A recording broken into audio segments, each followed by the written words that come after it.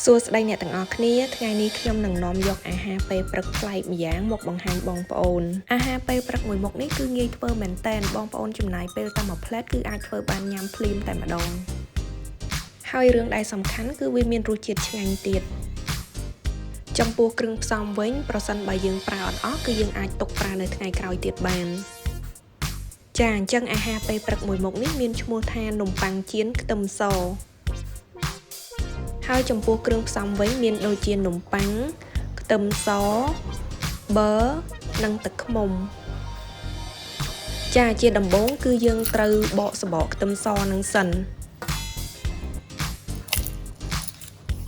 តបមកគឺយើងយកខ្ទឹមសនោះទៅបុកឲ្យវាម៉ត់ល្មម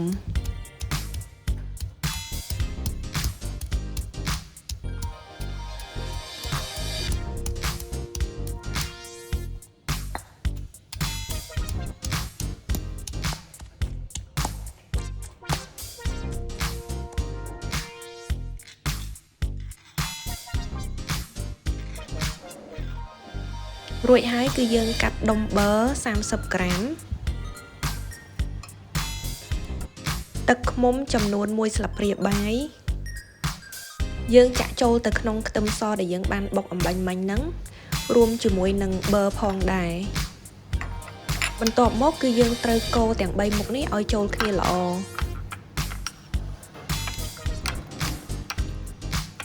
បន្ទាប់មកទៀតគឺយើងត្រូវកាត់ស្លឹកខ្ទឹមតូចដាក់ចូលទៅក្នុងគ្រឿងដែលយើងបានផ្សំអំបាញ់មិញហ្នឹងអញ្ចឹងស្លឹកខ្ទឹមនេះយើងចង់ដាក់ក៏បានមិនដាក់ក៏បាន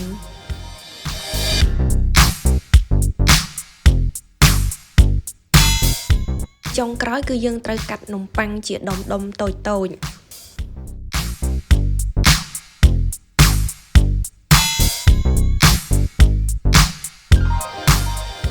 រួចហើយគឺយើងយកគ្រឿងដែលយើងបានផ្សំលាយចូលគ្នាអំបាញ់មិញហ្នឹងមកលាបនៅលើនំប៉័ងនោះ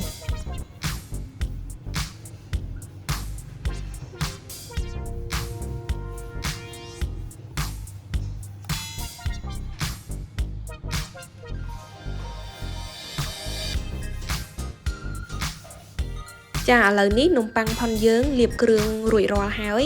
អញ្ចឹងយើងទៅចៀនទាំងអស់គ្នាឥឡូវគឺយើងត្រូវយកខ្ទះមកដាក់នៅលើភ្លើងរួចហើយយើងកាត់ដុំប៊ឺមួយដុំដាក់ចូលទៅពេលដែលប៊ឺរបស់យើងរាងរលាយបន្តិចហើយគឺយើងអាចដាក់នំប៉័ងចូលបានហើយ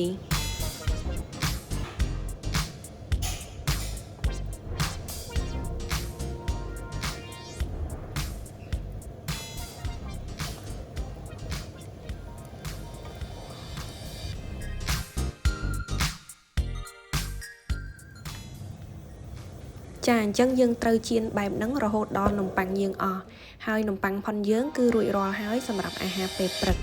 គឺងាយស្រួលមែនទែនអរគុណចំពោះការមើលវីដេអូមួយនេះហើយសម្រាប់គ្រឿងផ្សំលម្អិតបងប្អូនអាចមើលនៅក្នុង description បានហើយកុំភ្លេចជួយ like share និង subscribe ផងអរគុណច្រើន